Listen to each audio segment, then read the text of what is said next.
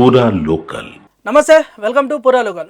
మామూలుగా మనకు ఎన్నికలు అనగానే గుర్తుకొచ్చేది ఏంటంటే రాజకీయ నాయకులు, పోటీ చేసే అభ్యర్థులు, లేకపోతే ప్రతిపక్ష నాయకులు, లేదంటే ఇక ఓటర్లు. ఇక ఇట్లా లెక్కన చూసుకుంటూ పోతే చాలా మంది ఉంటాయి. అయితే ఎన్నికలు అనగానే ఈ ప్రచారము లేకపోతే ఈ మందు కందు చాలా ఉంటాయి. అయితే ఇవన్నీ ముచ్చట్లు పక్క పెడదాం. కానీ ఇలా మనం ఎన్నికలు అనగానే మాట్లాడుకోవాల్సిన విషయం ఇంకొకటి ఉన్నది. దీని గురించి బరాబర్ మాట్లాడుకోవాలి, చాలా విషయాలు తెలుసుకోవాలి. అన్న నమస్తే అన్న. అన్న, ఇప్పుడు ఇవాళ ఓటర్లు చాలా మంది వాళ్ళ ఓట్లను వినియోగించుకోవట్లేదు. అయితే ఈ మన దగ్గర తెలంగాణ కానీ లేకపోతే పక్క రాష్ట్రాలలో చూసుకుంటే కూడా ఓటు ఏదో పోలింగ్ శాతం చాలా తక్కువ జరుగుతుంది. అంటే ఇప్పుడు ఈ ఓటర్లకు అవగాహన లేదంటావా, లేకపోతే అప్లై చేసుకోవడం రావట్లేదా, లేకపోతే అసలు వాళ్ళు ఓటు వినియోగించుకోవట్లేదా? అసలు ఏందంటావు, ఏంది సమస్య ఈ ఓటర్ల కదా? ముఖ్యంగా చూసినట్లయితే యావత్ దేశవ్యాప్తంగా కూడా ప్రస్తుతం 97 కోట్ల మంది ఓటర్లు మొన్న రీసెంట్గా ఎన్నికల సంఘం ఇచ్చినటువంటి జాబితా ప్రకారం 97 కోట్ల మంది ఉన్నారని చెప్పేసి ఇచ్చింది. అప్రాక్సిమేట్లీ ఖచ్చితంగా మనము లెక్క కనుక చూసినట్లయితే 96,08,00,000 మంది ఓటర్లు ఉన్నారని చెప్పేసి కేంద్ర ఎన్నికల సంఘం వెల్లడించింది. అయితే ఇందులో ఎక్కువ శాతం కూడా దాదాపు 30% వరకు యూత్ ఓట్ బ్యాంక్ ఉంది అని చెప్పేసి కేంద్ర ఎన్నికల సంఘం చెప్పినటువంటి పరిస్థితి. అయితే అప్లై చేసుకునే వరకు ఓకే, మనము పోయి పోలింగ్ కేంద్రానికి పోయి ఓటేసే దగ్గరనే అసలు సమస్య ఉంది. అప్లై చేసుకోవడంలో మన ముందు సిస్టమ్ ఉందని చెప్పేసి అప్లై చేసుకొని అప్పటి వరకే వదిలేస్తున్నారు. కానీ మన బాధ్యత ఏంటి? ఓటు అప్లై చేసుకోవడం మన బాధ్యత కాదు. ఓటు వేసినప్పుడే మన బాధ్యత నెరవేర్చినట్టు. కాకపోతే ప్రపంచ దేశాల్లో కూడా ప్రపంచ దేశాలను కనుక పోల్చి చూస్తే మన భారతదేశంలో యూత్ పర్సెంటేజ్ ఎక్కువ, యువశక్తి ఎక్కువ అని మనం చెప్పుకుంటారు. మన గణాంకాలు కూడా అలానే ఉన్నాయి. ప్రపంచ దేశాలతో పోలిస్తే మన దగ్గరనే ఎక్కువ ఎంగేజ్ ఉంది. కాకపోతే మన దగ్గర వచ్చినట్టు దరిద్రం ఏంటంటే మన వాళ్ళు పోయి పోలింగ్ బూత్కి పోయి ఓటేయరు. ఎలక్షన్ టైంలో ఓటేయరు. కాకపోతే మన పైనుంచి రాజకీయ నాయకులనే వీడికి అది నాకు చేస్తలేడు, సమస్యలు పట్టించుకోవట్లేడు అని చెప్పేసి రాజకీయ నాయకుల మీద నిందలేస్తున్నారు. ఓటు వేసినప్పుడే మనకి మాట్లాడే హక్కు కూడా ఉంటుంది. అవును, కానీ ఇక్కడ ఓటేయరు, కానీ మాట్లాడతారు మాకు అది చేయాలి ఇది చేయాలి అని చెప్పి. అంటే ఎందుకు ఈ విధంగా పోతుంది అంటే మన దగ్గర నిర్లక్ష్యం ఒకటి. అధికారులు ఎంత అవగాహన పరిచేటువంటి కార్యక్రమాలు చేసినా కూడా ఏమేస్తాంలే అని మన డెమోక్రసీ మీద యూత్కి రాను ఒక నిర్లక్ష్యం అనేది వాళ్ళని ఆవహిస్తూ ఉంది.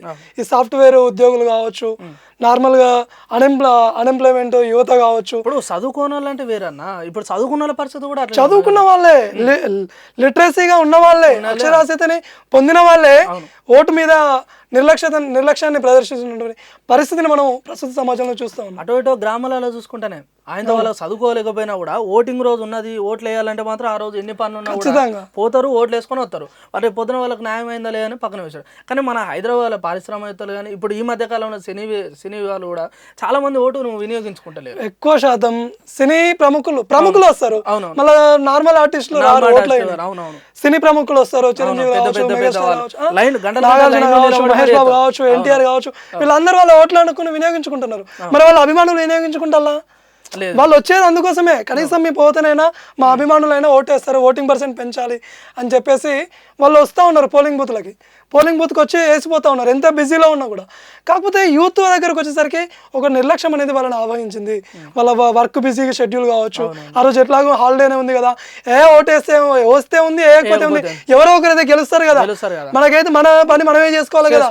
మన పొరపాటున మనం ఓటేసినా, మనం వేసిన ఓటు వానికేమన్నా తెలుసా అన్నట్టు ఈ లెక్కన కూడా ఆలోచించుకుంటారు చాలా మంది. అవును, ఓటు వేయడం పట్ల చాలా నిర్లక్ష్యాన్ని చూస్తా ఉన్నాం. ఇప్పుడు ఇది ఏందన్నా 2019 అవును, 2019, 2024 ఓట్ బ్యాంక్ కనుక లెక్కలు కనుక చూస్తే 2019లో మన ఓట్ బ్యాంకు మొత్తం దేశవ్యాప్తంగా 89 కోట్ల 6 లక్షలు ఉంటే అది 2024 వచ్చేసరికి 96 కోట్ల 8 లక్షలకు పెరిగింది.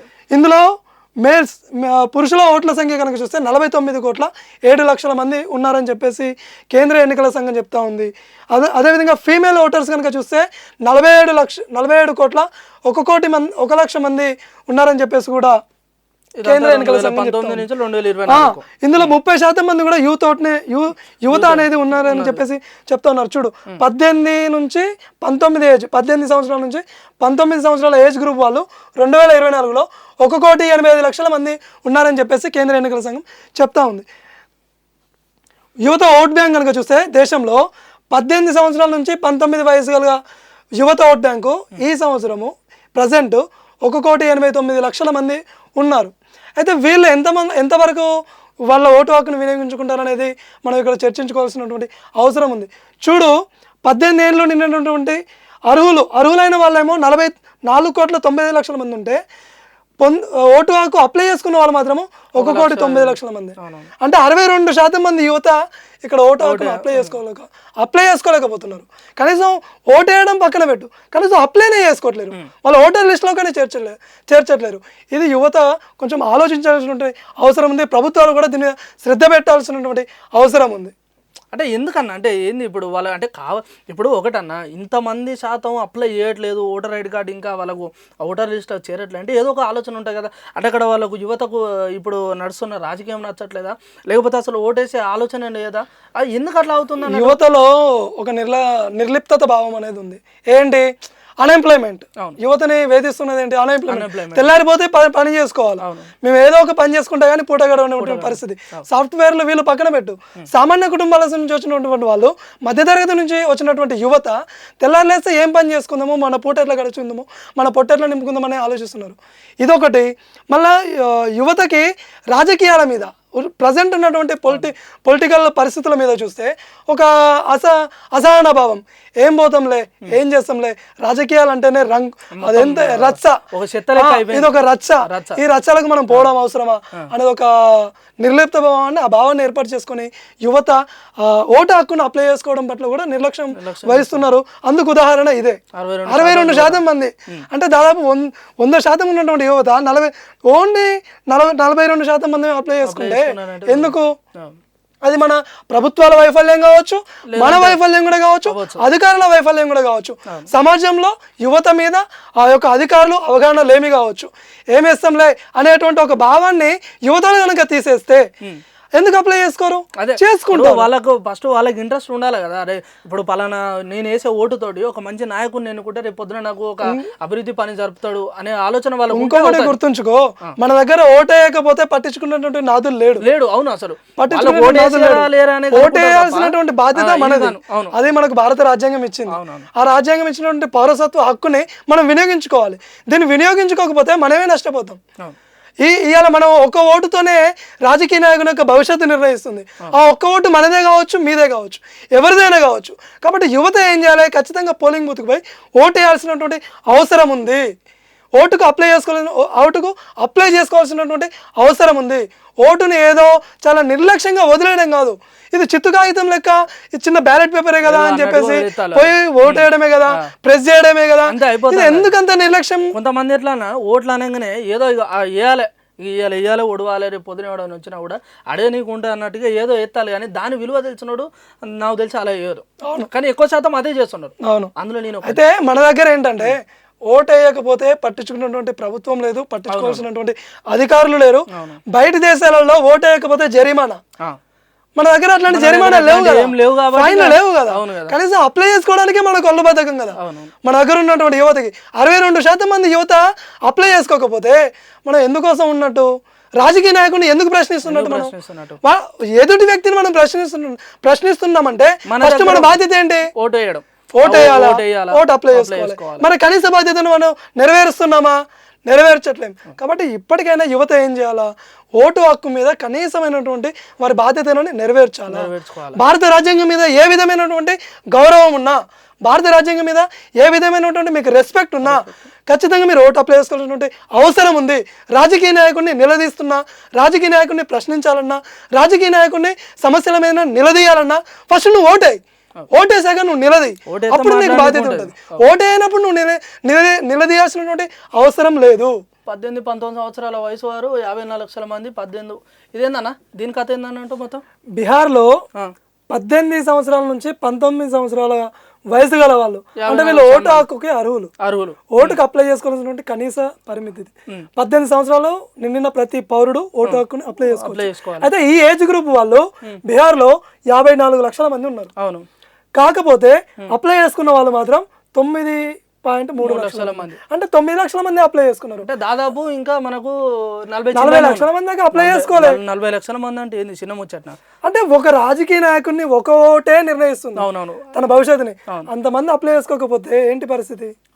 అంటే ఇక్కడ అసలు ఇక్కడ అవగాహన లేదంటారా, లేకపోతే అక్కడ యువతకి అసలు దాని గురించి తెలియదు అంటారా, లేకపోతే అక్కడ ఉన్న ఏదైతే మేనేజ్మెంట్ కానీ లేకపోతే అక్కడ ఉన్న వాళ్ళు పట్టించుకోవట్లేదు అంటారా, రాజకీయ నాయకులు కానీ లేకపోతే అక్కడ ఉన్న వారు ఎవరైనా? దీనికి ప్రభుత్వాలు ఎంత మాత్రం ఓట్లు కాజేసుకోవడానికి ఆలోచిస్తున్నాయి తప్ప ఓటు వేసుకోవడానికి ఆలోచిస్తున్నాయి, ఓట్ బ్యాంక్ని కాజేసుకోవడానికే ఆలోచిస్తున్నాయి. కానీ మరి ఉన్నటువంటి ఓట్ బ్యాంక్ని ఇంకా పెంచాలి, లేకపోతే యువతని ఓట్ బ్యాంక్ వైపు మళ్ళిద్దాము, ఓటు అప్లై చేసుకోవడానికి మళ్ళిద్దాము, ఓటాకుని కనీసం పోలింగ్ బూత్కి వచ్చి ఓటు వేయించుకునేందుకు యువతని ప్రోత్సహిద్దాము అనేటువంటి ఒక ఆలోచన ప్రభుత్వాలు చేయట్లేదు. ఉన్న ఓట్ బ్యాంక్ని ఎట్లా కాజేసుకుందాం, ఉన్న ఓట్ బ్యాంక్ని మనకి ఎట్లా లబ్ధి చేకూర్చుకుందాం అని మాత్రమే ఆలోచిస్తున్నాయి. అందుకోసమే చూడు 9 లక్షల మంది, కాకపోతే అక్కడ ఎంతమంది 54 లక్షల మంది, కనీసం 25 లక్షల మందిని అప్లై చేసుకోవాలి, కనీసం మెంబర్స్ కూడా అప్లై చేసుకోలేదు. ఇది వాళ్ళ వ్యక్తిగతమైనటువంటి నిర్లక్ష్యం ఒకటి ఉంది, ప్రభుత్వాల వైఫల్యం కూడా ఉంది. ఇక్కడ ఢిల్లీ చూసుకుంటే 18-19 ఏళ్ళ వయసు ఓటర్లు 7.2 లక్షల మంది, మొత్తం 1.50 లక్షల మందికి ఓటు హక్కు. అంటే ఎంతమంది? ఇంకా 6 లక్షల మంది ఉన్నారు. 21% ఓటు హక్కుకు నమోదు, 21% మంది, అంటే ఇంకా 6 లక్షల మంది. ఢిల్లీ కేంద్రపాలిత ప్రాంతం, అవును, దేశ రాజధాని. అట్లాంటి రాజధాని తెలిసిన ఒక అది కూడా దాదాపు కేంద్ర సంస్థలు మొత్తం ఢిల్లీలోనే, కేంద్ర ఎన్నికల సంఘం కూడా ఢిల్లీలోనే. మరి ఎందుకు ఇది అసలు? పోనీ ఇక్కడ లేదు అంటే ఇక్కడ లేదంటే దానికి ఆలోచన ఉన్నాయి. అసలు ఇక్కడ లేదు అంటే చాలా దీనికి అంటే అక్కడ ఉన్న ప్రభుత్వమా లేకపోతే అక్కడ ఉన్న యువతక, కానీ ఏ రకంగా చూసుకున్నా కూడా ఇక్కడ అవగాహన ఉండాలి. ఇక్కడ లేదు అంటే దాని అర్థం వేరు, కానీ ఇక్కడ ఉండాలి కదా తప్పకుండా. ప్రతి చోట కూడా ప్రభుత్వాల వైఫల్యం ఉంది, అధికారుల వైఫల్యం ఉంది, ఇద్దరిది ఉంది, వ్యక్తుల వైఫల్యం కూడా ఉంది. 18 ఏళ్ళు నిండినాక చిన్నపిల్లగానే మనం ఏమన్నా ఆలోచన చేయాలి కదా. ఇప్పుడు 18 ఏళ్ళు నిండినాక కూడా వచ్చే ఆలోచన ఏమైనా ఉన్నాయంటే అది ఓటే. ఎవరైనా అడిగితే కూడా అరే బాబు ఎంతరా నీది ఏంటంటే 18 అనగానే ఏమైనా ఓటు ఏమైనా అప్లై చేసుకున్నాలి అని అడుగుతారు. మరి ఆ మాత్రం కూడా ఆలోచన లేదా అక్కడ? మన యువతకి ఎంత మాత్రం ఎంటర్టైన్మెంట్ అంటే ఈ మొబైల్స్ వచ్చి, ఈ సోషల్ మీడియా వచ్చి ఎంటర్టైన్మెంట్ మీద ఉన్న సోయి మన బాధ్యత ఏంటి? మరి 18 ఏళ్ళు నా ఒంటి మీదకి వచ్చినాయి, 19 ఏళ్ళు నా ఒంటి మీదకి వచ్చినాయి, నేను ఏం చేయాలి? రాజకీయ నాయకుడిని ఎందుకు ప్రశ్నిస్తున్నా నేను? ప్రభుత్వాలు ఎటుపోతున్నాయి? ఆ బాధ్యత లేదు అసలు. సాఫ్ట్వేర్ ఎంప్లాయీస్ కి అయితే ఆ పాలిటిక్స్ గురించి సంబంధమే లేనట్టు ఉంటారు, అసలు సప్పుడే చేయరు. వర్క్ ఫ్రమ్ హోమ్, ఇంట్లో కూర్చొనే పని చేస్తారు, ఇంట్లో నుంచి బయటకు వచ్చే పరిస్థితి కూడా లేదు. దేశంలో ఏం జరుగుతున్నాయి? ఇప్పుడు ఎక్కువ శాతం చూసుకుంటే కూడా యువతలో ఈ ఎవరైతే సాఫ్ట్వేర్ ఎంప్లాయీస్ ఎక్కువ ఉన్నారు. మళ్ళీ అంటే ఈ ఎంప్లాయీలు ఎక్కువ ఉన్నారు కాబట్టి ఇక్కడ మనకు ప్రశ్నించే గొంతుకు కూడా చాలా తక్కువ ఉన్నాయని చెప్పుకోవచ్చు. ఖచ్చితంగా రాజకీయ నాయకుడిని యువత కనుక నిలదీసేటట్టు కనుక ఉంటే ఇంత నిర్లక్ష్య వైఖరి ఎందుకు ఉంటది? ఇంత తక్కువ శాతం ఓట్ బ్యాంక్. అందులో ఢిల్లీలో కేంద్రపాలిత ప్రాంతం, దేశ రాజధాని, ప్రభుత్వాలు అక్కడనే ఉంటాయి, పార్లమెంట్ ఉంటుంది, కేంద్ర ఎన్నికల సంఘం ఉంటుంది, దర్యాప్తు సంస్థలు అన్నీ అక్కడనే ఉంటాయి, ఎడ్యుకేటెడ్ పీపుల్స్ ఉంటారు. అట్లాంటి చోట కూడా సుమారు ఒక 6 లక్షల మంది దాకా ఓటు అప్లై చేసుకోకపోతే యువత ఎటుపోతున్నట్టు, యువత ఎటువైపు మళ్ళుతున్నట్టు, దేని మీద ఇంట్రెస్ట్ చూపుతున్నట్టు అనేది ఒకసారి దేశ ప్రజలు ఆలోచించుకోవాలి. వ్యక్తులు కూడా వాళ్ళ స్వతహాగా ఆలోచించుకోవాల్సినటువంటి అవసరం ఉంది. ఎందుకంటే ఇది మన కనీస బాధ్యత.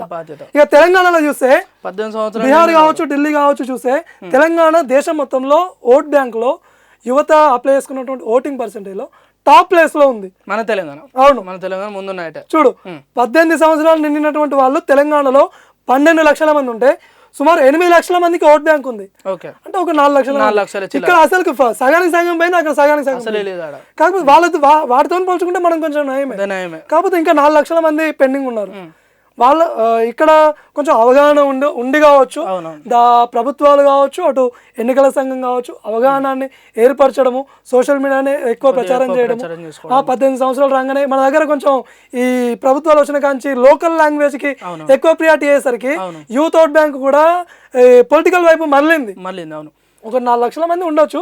కాకపోతే బయటి రాష్ట్రాలతో పోల్చుకుంటే మన దగ్గర కొంచెం మెరుగ్గా ఉందని చెప్పవచ్చు. 67% మంది మన దగ్గర ఓటు హక్కుని అప్లై చేసుకున్నారు. ఇంకా ఇప్పుడు ఇంకా మనకు 50% ఎక్కువనే, ఇంకా 50% ఎక్కువనే ఉన్నది. అయితే ఇప్పుడు 4 లక్షల మంది ఉన్నారు అన్న. ఇంకా 4 లక్షల మంది కూడా ఎందుకు యూజ్ చేసుకోవాలి? ఇప్పుడు ఆల్రెడీ పక్క దానితో పోల్చుకుంటే, పక్క రాష్ట్రాలతో వెళ్తే మనం బెటర్ ఉన్నాం. దేశంలో కూడా చూసుకుంటే మనదే ఓట్ బ్యాంకింగ్ ఎక్కువనే. అయితే ఈ 4 లక్షల యువత కూడా ఎందుకు చేసుకోవాలి? ఎందుకంటే ఇందులో గిరిజన ప్రాంతాలు ఉంటాయి, ఆదివాసీ ప్రాంతాలు ఉంటాయి, కొన్ని భద్రాచలము అటు సైడ్ పోతే కొన్ని ఆదివాసీ ప్రాంతాలు ఉంటాయి, వాళ్ళకి కనీసం ఇప్పటికీ ఓటు హక్కు అంటే ఏంటిదో కూడా తెలియదు. ఆదిలాబాద్ సైడ్ ఆదిలాబాద్ సైడ్ పోతాం, ఆ ఆదివాసీ ఏరియాలలో కనీసం అక్కడ ఉన్నటువంటి అక్షర పిల్లలకి ఓటు హక్కు అంటే ఏంటిది అనేది కూడా తెలియనటువంటి పరిస్థితి. రాజకీయ నాయకుడు అక్కడికి ఓడు. మనం చూస్తూ ఉంటాం పోలింగ్ టైంలో ఎలక్టోరల్ ఆఫీసర్లు, పోలింగ్ అధికారులు ఓట్ బ్యాంకులు పట్టుకొని కాలువల మీదకి వెళ్ళి, చెట్ల మీదకి వెళ్ళి, గట్ల మీదకి వెళ్ళి నడుచుకుంటూ పోయి ఓటు హక్కు వేయించుతారు. అలాంటి ఏరియాలలో ఇంకా ఓటు హక్కు అప్లై చేసుకున్నటువంటి వాళ్ళు కూడా దీని కిందికి వస్తారనేసి కూడా మనం అంచనా వేయొచ్చు. మొత్తానికి తెలంగాణలో ఇంకా 4 లక్షల మంది మెరుగుపడితే ఇంకా బెటర్ అంటూ. అవును. నెక్స్ట్ జమ్మూ కాశ్మీర్ 62%, హిమాచల్ ప్రదేశ్ 60%. కేవలం 12 రాష్ట్రాల్లోనే 18-19 ఏళ్ళ యువత ఓటు హక్కు నమోదు 50% కంటే ఎక్కువ. ఓన్లీ 12 రాష్ట్రాలు, మొత్తం 29 రాష్ట్రాలు ఉన్నాయి. ఇక్కడ ఎంతో శాతం ఉంది? 50%. కేవలం 12 రాష్ట్రాలలోనే. అంటే దాదాపు ఇంకా 20 రాష్ట్రాల దాకా 18 రాష్ట్రాల వరకు అది అప్లై చేసుకోవట్లేదు. అంటే 50%కి తక్కువ ఉంది పర్సెంటేజ్ అని చెప్పేసి కూడా మనం లెక్కలు చెప్తాం. ఈ లెక్కన చూసుకుంటే మన తెలంగాణ నయమే, కొంచెం నయమే. ఇంకా చాలు. రైట్, మనం చూసినట్లయితే జమ్మూ కాశ్మీర్లో 62%, హిమాచల్ ప్రదేశ్లో 60%, కేవలం 12 రాష్ట్రాల్లోనే 50% కంటే ఎక్కువ ఓటింగ్ పర్సెంటేజ్ ఉంది. అంటే ఓటు హక్కుకి కనీసం అప్లై చేసుకున్న వాళ్ళు కొన్ని 12 రాష్ట్రాల్లో మాత్రమే 50% కంటే ఎక్కువ మంది ఉన్నారని చెప్పేసి కూడా మనకు లెక్కలు చెప్తా ఉన్నాయి. మిగతా రాష్ట్రాలలో ఓటర్లు అప్లై చేసుకోవట్లేరు, 18 ఏళ్ళు పైబడినా కూడా ఓటు హక్కును అప్లై చేసుకోవట్లేరు అనేది మనకు లెక్కలు చెప్తా ఉన్నాయి. దీని మీద ప్రభుత్వాలు ఆలోచన చేయాల్సినటువంటి అవసరం కూడా ఉంది. ఇంకా చూసినట్లయితే 2019 సార్వత్రిక ఎన్నికల్లో 70% మనకు పోలింగ్ మించలేదు. అంటే 70% కూడా మనకు పోలింగ్ నమోదు కావట్లేదు. ఎంత పర్సెంట్ నమోదైంది లాస్ట్ ఇయర్ అంటే 2019 పార్లమెంట్ ఎన్నికల్లో, సార్వత్రిక ఎన్నికల్లో అంటే పార్లమెంట్ ఎన్నికల్లో, ఆ ఎన్నికల్లో 67.40% మాత్రమే నమోదైంది. అంటే మనం కనీసం 100% అనుకున్న దగ్గర కనీసం ఒక 80% కూడా మనం పోట్లేము అనేసి మనకి లెక్కలు చెప్తా ఉన్నాయి. అయితే ఇక్కడ ఇంకొకటి ముఖ్యమైన విషయం ఏంటంటే, ఓటు హక్కు వేయకపోతే బయటి దేశాలలో జరిమానా ఉంది. బెల్జియం, బ్రెజిల్, ఇటల్, పెరు లాంటి దేశాల్లో ఓటు హక్కు వేయకపోతే, పెరు లాంటి దేశాల్లో ఓటు హక్కు వేయకపోతే ఫైన్ వేస్తారు. అక్కడ మన దగ్గర ఎలాంటి ఫైన్ లేదు. ఆ ఫైన్ లేకపోవడం వల్లనే ఓటు హక్కును స్వేచ్ఛగా వదిలేసుకోవచ్చు అని చెప్పేసి మన దగ్గర ఎలాంటి జరిమానా పెట్టలేదు. దగ్గర పెడితే ఎట్లుండా అంటాను నేను. పెడితే అప్పుడు కనీసం యువతకు సోయి వచ్చేది అన్న. ఇప్పుడు తెలంగాణ ముచ్చట చూసుకుంటే ఇట్లున్నదన్న. ఇంకొకటి ఏంటంటే, మన తెలంగాణలో దాదాపు మన హైదరాబాద్లోనే దాదాపు 1 కోటి ఓట్లు ఉన్నాయన్న. ఈ 1 కోటి ఓట్లు అంటే దాదాపు ఒక రాజకీయ నాయకుని పదవి నిర్ణయిస్తుంది. అంటే ఒకవేళ అందరూ కనుక ఓటేసి మంచిగా గెలిపిస్తే కనుక పదవి అంటే ఆ రాజకీయ నాయకుడు ఎంతో కొంత కూడా ఆలోచిస్తాడు, అలాగే ప్రజలకి అవగాహన తెప్పించే ప్రయత్నం కూడా చేస్తాడు. అయినప్పటికీ కూడా మన దగ్గర కేవలం 67% మాత్రమే ఓటు నమోదవుతుంది. అంటే ఎందుకు ఇలా అవుతుంది అంటే మన హైదరాబాద్లో ఎట్లా ఉంది ఇక్కడ పరిస్థితి? ఇక్కడ మనం చూసినట్లయితే హైదరాబాద్లో దాదాపు తెలంగాణలో ఉన్నటువంటి గ్రామాలతో పోల్చితే హైదరాబాద్ బెటర్. ఓట్ బ్యాంక్ ఇక్కడ ఓన్లీ 1 కోటి ఓటర్లు ఉన్నారంటే జనాభా చిన్న విషయం ఉంటుంది. 1 కోటి ఓటర్లు ఉన్న దగ్గర మరి ఓటింగ్ పర్సెంటేజ్ కనుక చూస్తే మనది ప్రతిసారి కూడా మొన్న అసెంబ్లీ ఎన్నికల్లో చూడొచ్చు, జిహెచ్ఎంసీ ఎలక్షన్లో చూడొచ్చు, 50% నమోదు కాదు. కనీసం పోయి పోలింగ్ బూత్కి పోయి ఓటేయని కూడా మన దగ్గర కూడా ఉంది నిర్లక్ష్యం. ఇక్కడ ఉన్నటువంటి యువత కనీసం పోయి పోలింగ్ బూత్కి పోయి ఓటేసేటువంటి పరిస్థితి లేదు. ఇది మన నిర్లక్ష్యం ఉంది, ప్రభుత్వాల నిర్లక్ష్యం ఉంది, అధికారుల నిర్లక్ష్యం కూడా ఉందని చెప్పొచ్చు. ముఖ్యంగా ఏంటంటే సాఫ్ట్వేర్ ఎంప్లాయీస్ ఉన్నారు. వాళ్ళే ఉన్నారు. అవును, సాఫ్ట్వేర్ ఎంప్లాయీస్ ఉన్నారు. సాఫ్ట్వేర్ ఎంప్లాయీస్ పోయి ఏనికి ఆలోచిస్తారు. వాళ్ళకి అసలు పాలిటిక్స్ మీద ఇంట్రెస్ట్ లేనటువంటి పరిస్థితి. పాలిటిక్స్ మీద ఏం పెడదాంలే ఇంట్రెస్ట్, మన వర్క్ ఏందో మనం చూసుకున్నాం, ప్యాకేజ్ ఎంత వస్తుంది, ఇయర్లీ ప్యాకేజ్ ఎంత, దీని మీద ఇంట్రెస్ట్ ఆలోచన ఉంటుంది తప్ప కనీసం ఓటు వేద్దామా, సరే పోనీ ఓటు వేయకపోతే కానీ మన దగ్గర అసలు రాజకీయాలు ఎట్లా నడుతుంది, ఏం కథ, ఇంట్లో యువత ఎంత ఉన్నారు, లేకపోతే రాజకీయ నాయకులు ఎవరే ఉన్నారు అనే ఆలోచన మాత్రం లేదు. అయితే ఇంట్లో ఇంకొక ఆలోచన అన్న, ఇప్పుడు మామూలుగా మనకు ఈ ఎన్నికలు అనగానే ఇప్పుడు పెద్ద పెద్ద లీడర్లు కానీ లేకపోతే వీళ్ళు ఎన్నుకున్న కార్యకర్తలలో మనం ఎక్కువ శాతం చూసుకుంటే యువతనే ఉంటుంది. మరి ఎండలా తిరిగి పని చేసి వాళ్ళ కోసం రాజకీయ నాయకులు ఏం చేస్తారో తెలియదు, ఏమి ఇస్తారో తెలియదు, వాళ్ళ కోసం వీళ్ళు చాలా కష్టపడతారు. మరి అంతగానో కష్టపడి అంత చేసిన వాళ్ళు ఖాళీ పొయ్యి వాళ్ళ ఓటు హక్కును వినియోగించుకోవడానికి ఎందుకు ప్రాబ్లం అవుతుంది, ఎందుకు వాళ్ళ ఆలోచన చేయలేకపోతున్నారు? ఆఖరికి ఎట్లయిందంటే పోటీ చేసేటువంటి అభ్యర్థి కూడా తన ఓటు హక్కును వినియోగించుకోకపోవడం వల్ల ఓడిపోయినటువంటి సంఘటనలు మన దగ్గర చూసినాం. ఎమ్మెల్యే కావచ్చు, అంతకుముందు జెడ్పీటీసీ కావచ్చు, ఎంపీటీసీ కావచ్చు, ఇట్లా పోటీ చేసి తన ఓటు హక్కును ఒక్క ఓటు పోయి తన ఓటు వినియోగించుకోకపోవడం వల్ల తన ఓటమి పాలైనటువంటి సంఘటనలను వార్తలని మనం చాలా చూసాం. హైదరాబాద్లో ముఖ్యంగా చూసినట్లయితే 50% ఓటింగ్ నమోదైతే ఇక్కడ ఉన్నటువంటి నాయకుల తీరు మారిపోతుంది. అన్న ఇంకొకటి అన్న, ఇప్పుడు మన దగ్గర ఓట్లు సరే, ఇప్పుడు ఓట్లు కొంతమంది వేస్తున్నారు, కొంతమంది వేయట్లేదు. సరే, వేసిన దాంట్లో కూడా మనకి ఈ మధ్యకాలంలో ఎక్కువ శాతం నోటా ఓట్లు అనేది కూడా కనబడుతుంది. అంటే ఇప్పుడు ఓటు వేసేదాకా వెళ్ళిన ఒక ఎంప్లాయీ, ఒక ఓటరు అక్కడ దాకా వెళ్ళి ఆ ఓటును ఎందుకు అలా వినియోగించుకోలేకపోతున్నాడు? నోటా వేసేటువంటి హక్కు మనకు రాజ్యాంగం ఇచ్చింది. అవును. నీకు పోటీ చేసేటువంటి అభ్యర్థులు ఎవ్వరూ నచ్చకపోతే అవును అప్పుడు నువ్వు నోటా వేయాలి అని చెప్పేసి భారత రాజ్యాంగం హక్కు ఇచ్చింది. దాన్ని వినియోగించుకుంటున్నారు. కాకపోతే మన దగ్గర ఏమైపోయిందంటే నోటా వేస్తున్నారు. ఎప్పుడు అది పోటీ ఉన్నటువంటి ఓటర్లలో పోలైనటువంటి ఓట్లలో 50% ఓట్లు నోటాకే పడ్డప్పుడు అప్పుడు రీపోలింగ్ జరుగుతుంది. మరి 50% ఓట్లు నోటాకి పడవు కదా, నువ్వు నోటాకి వేసి కూడా అక్కడ మునిగిపోయినట్టే కదా నీ ఓటు. అదే అంటాను, అక్కడ దాకా వెళ్ళినోడు అంతగానో ఇప్పుడు ఏ నుంచి వస్తాడన్న, దూరం నుంచి పోతాడు, ఏదో ఓటు వేయాలన్నట్టు పోతాడు, ఓటేస్తాను నోటేస్తాను. ఆ నోటాకి వేయాల్సిన అవసరం ఏంది అంటే అక్కడ ఆ రాజకీయ నాయకుడు ఎవరైతే అక్కడ ఎన్నికల్లో నిలబడ్డ అభ్యర్థి సరిగా లేడానా, లేకపోతే ఈ ఓటర్కు తన ఇష్టం లేకపోవడమా, లేకపోతే అభివృద్ధి పనులు చేస్తాడా చేయడానికి ఒక నమ్మకం లేకపోవడమా? ఒకటి 2 రకాల కారణాలు ఉన్నాయి. అభ్యర్థి నచ్చకపోవడం ఒకటి, అభ్యర్థులు ఎవరూ నచ్చకపోవడం ఒకటి ఈ ఓటింగ్ సరళి మీద తనకు విశ్వాసం లేకపోవడం.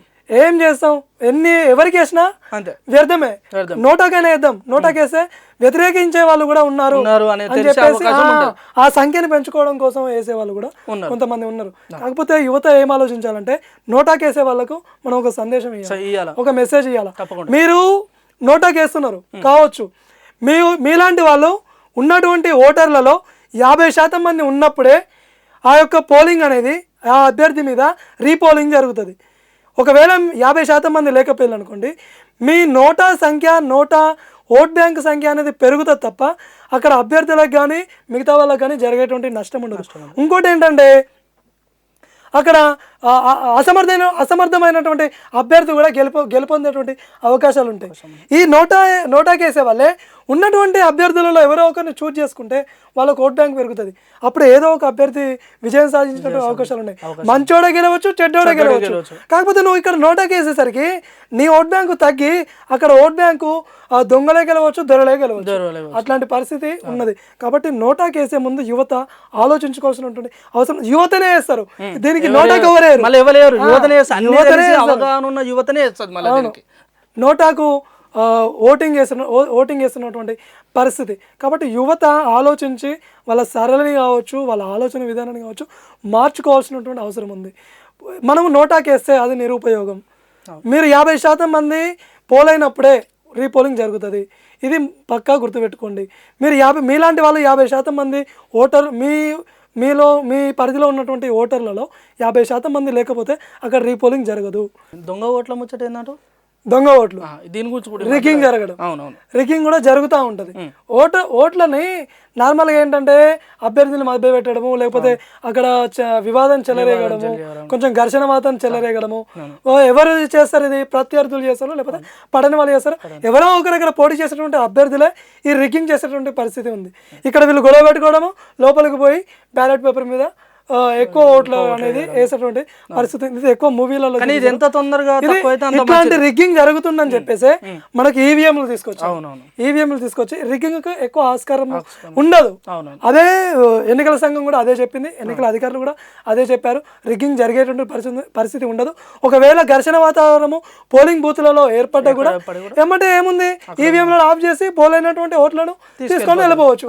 అదే బ్యాలెట్ పేపర్ అయింది అనుకోండి, ఖచ్చితంగా ఎవరో ఒకరు ఘర్షణ అవుతున్నప్పుడు ఆ ప్రత్యర్థిలోకి అభ్యర్థి లోపలికి పోయి ఎక్కువ ఓట్లు గుద్దుకోవడము, బ్యాలెట్ పేపర్లలో వేయడము, అధికారులను మభ్యపెట్టడము, ఇదంతా జరుగుతూ ఉంటుంది. అన్న ఆఖరికి ఒక ముచ్చట మనం క్లియర్ కట్గా మన పబ్లిక్ అట్లనే మన ఛానల్ చూసే వాళ్ళకి ఒక ముచ్చట చెప్పాలన్న. ఇప్పుడు రాబోయే ఎన్నికలు కానీ, లేకపోతే ముందు తరాల భవిష్యత్తులో ఎన్నికలు కానీ, ఏ ఎన్నికలు జిహెచ్ఎంసీ కానీ, మన అసెంబ్లీ కానీ, లేకపోతే సార్వత్రిక కానీ, ఏ ఎన్నికలకైనా ఓటర్లు అలాగే అందులో మన యువత అనేవారు చాలా ముఖ్యమైన. వాళ్ళ ఓటును వాళ్ళు 100% సద్వినియోగం చేసుకోవాలి. అయితే దీనికి ఇటు నాయకులు కానీ, లేకపోతే ఇటు ప్రభుత్వం కానీ వీళ్ళెవరు ఎలాంటి చర్యలు తీసుకుంటే బాగుంటుంది, ఓటు శాతం ఇంకెక్కువ రావాలంటే యువత ఏం ఆలోచిస్తే బాగుంటుంది అనేది మనకు. ఒకటి ఏంటంటే యువత వాళ్ళ కనీస ధర్మాన్ని తెలుసుకోవాలి ముందుగా. ఓటు వేయడం గురించి మన దగ్గర చూసినట్లయితే తెలంగాణ ఎన్నికల సంఘం చాలా అవగాహన కనిపిస్తూ ఉంది. సోషల్ మీడియాలో కావచ్చు, ప్రత్యక్షంగా కావచ్చు, లైవ్లో కావచ్చు, పోలింగ్ బూత్ ఆఫీసర్ల నుంచి కావచ్చు, గ్రామ స్థాయిలో బ్యానర్లు ఏర్పాటు చేయడము, కరపత్రాలు డిస్ట్రిబ్యూట్ చేయడము, సోషల్ మీడియాలో పోస్టులు వేయడము, ఓటు హక్కు వేయడం ఎంత ఇంపార్టెంటో చెప్పడంతో పాటు ఓటు హక్కు నమోదు చేసుకోవడం కూడా ఎంత ఇంపార్టెంట్ అనేది ఈ ఎన్నికల సంఘం చెప్తా ఉంది. కానీ యువత ఓటు హక్కు మీద ఇంట్రెస్ట్ చూపెట్టకపోవడము, ఓటు హక్కు మీద ఏమి ఇష్టం లేనటువంటి ఒక నిర్లక్ష్యాన్ని కలిగి ఉండడము ఇది మంచి పద్ధతి కాదు. మీ భవిష్యత్తును నిర్ణయించేది ఓటే, మీ మీ యొక్క సమస్యను నెరవేర్చేది కూడా ఓటే, రాజకీయ నాయకుని భవిష్యత్తు నిర్ణయించేది కూడా ఓటే. నువ్వే కనుక పోయి ఓటు వేయకపోతే పక్కోడు వేయడం వల్ల తను గెలిచేటువంటి ఆస్కారం ఉంది. నీ ఒక్క ఓటుతోనే రాజకీయ నాయకుడు గెలుస్తాడు, రాజకీయ నాయకుడు ఓడుతాడు. కాబట్టి యువత కనీస ధర్మాన్ని పోయి ఓటు వేయడం అనేది కనీస బాధ్యతగా భావించినప్పుడే మనం ఒక డెమోక్రసీకి మనం గౌరవించిన వాళ్ళం అవుతాం, ఈ రాజ్యాంగానికి గౌరవించిన వాళ్ళం అవుతాం. రాజ్యాంగం మీద ఇష్టం ఉన్నట్టు మాట్లాడడం కాదు, రాజకీయ నాయకుల మీద ఇష్టం ఉన్నట్టు మాట్లాడడం కాదు. కనీసం ఫస్ట్ నీ రెస్పాన్సిబిలిటీ ఏంటి? యాజ్ ఎ సిటిజన్గా, భారత పౌరునిగా నువ్వేం చేయాలి అనేటువంటి ఒక కనీస ధర్మాన్ని నువ్వు పాటించగలిగితే, పోయి ఓటు వేయగలిగితే, పోయి అప్లై చేసుకొని ఓటు వేసుకోగలిగితే, రాజకీయ నాయకునిగా ఏంది తన భవిష్యత్తు నిర్ణయిస్తుంది. ప్రజాప్రతినిధి ఎవరైతే ఎన్నుకోగలుగుతారో తను ఏ విధమైనటువంటి కార్యకలాపాలు చేస్తాడు అనేది మనం చూడవచ్చు. తనను ప్రశ్నించేటువంటి హక్కు కూడా ఉంటుంది. ఓటు వేయకపోతే నీకు ప్రశ్నించేటువంటి హక్కు నీకు లేదు. మొత్తానికైతే ఇది మనం ఇప్పుడు ఎన్నికలు రాగానే ఈ ఓటు హక్కుని ఎలా వినియోగించుకోవాలి, ఎందుకు వినియోగించుకోవాలి, ఒకవేళ మనం ఓటు వేస్తే ఇది రాజకీయ నాయకుడికి ఒక రకం గెలవచ్చు, ఒక రకం ఓడిపోవచ్చు. అయితే ఇక్కడ చూసుకున్నట్టయితే అక్షరాస్యత ఉన్నవారు లేని వారు కూడా ఈ విధంగానే ఉన్నారు. సో ఇలా ఉండకూడదు. రేపు ఎన్నికలలో ఎక్కువ శాతం ఓటింగ్ అనేది పోల్ అవ్వాలి. అదేవిధంగా యువత ప్రతి దాంట్లో ఎలాగైతే ఎన్నికల భాగంలో కానీ, లేకపోతే చదువు విషయంలో కానీ, లేకపోతే సినీ ప్రముఖులు కానీ, ఎవరైనా కానీ ఏ రంగంలో ఎలాగైతే ముందడికి వెళ్తున్నారో అలాగే ఓటు పోలింగ్లో కూడా ముందడికి వెళ్ళాలి. మన పోలింగ్ని పెంచాలి. ఆ విధంగా మనం రాజకీయ నాయకులను ఎన్నుకొని రేపు ప్రశ్నించే గొంతుగా మనం ఉండాలని చెప్పేసి కూడా మనం ఈ సందర్భంగా చెప్పుకోవచ్చు. రైట్, ఇవాళ ముచ్చట అయితే ఇది. రేపటి ముచ్చట్లో మళ్ళీ కలుద్దాం. అంతవరకు మన ఛానల్ చూస్తూనే ఉండాలి. రైట్, నమస్తే.